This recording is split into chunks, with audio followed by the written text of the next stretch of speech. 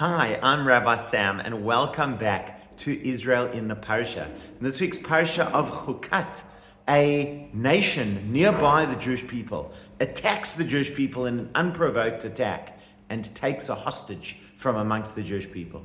And the Jewish people's response is to wage war against this enemy and to declare, I am not in this war for personal gain, I'm in this war because it is right. If you don't believe me, this is in the Parasha in Bamidbar, the book of Numbers, chapter 21, verses 1 through 3. And obviously the parallels to our situation today are glaring. The war that Israel is fighting, primarily, or at least not least, for the return of our hostages, and we pray for their return every single day. But I want to speak to the broader message that encapsulates, which is something so key to the Jewish people and so key to Israeli society.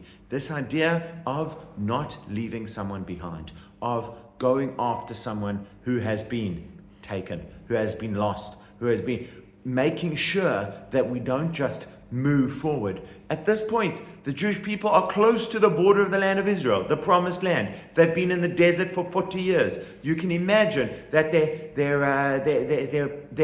heritage is within their sight. They do not continue going. They stop and they wage war to get this captive back. One of my favorite memories of Israel was when I was on a bus and I had all my luggage with me, and it was a properly crowded, cramped bus.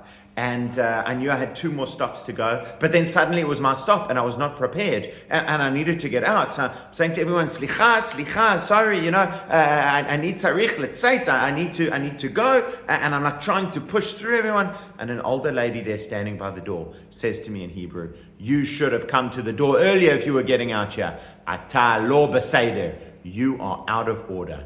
And it was hectic. It was a real rebuke. I said, Slicha, ani lo mipo, I'm sorry, I'm not from here. She says to me, fine, it wasn't okay what you did.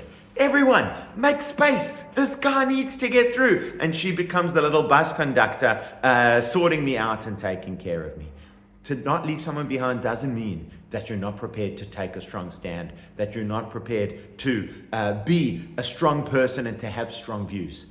But when push comes to shove, this lady took care of me. She made sure that I was not stuck on the bus, that I was able to get off at my stop, and that everyone else was able to go on their way in the best way. We leave no one behind, and we are stronger because of it. Shabbat Shalom.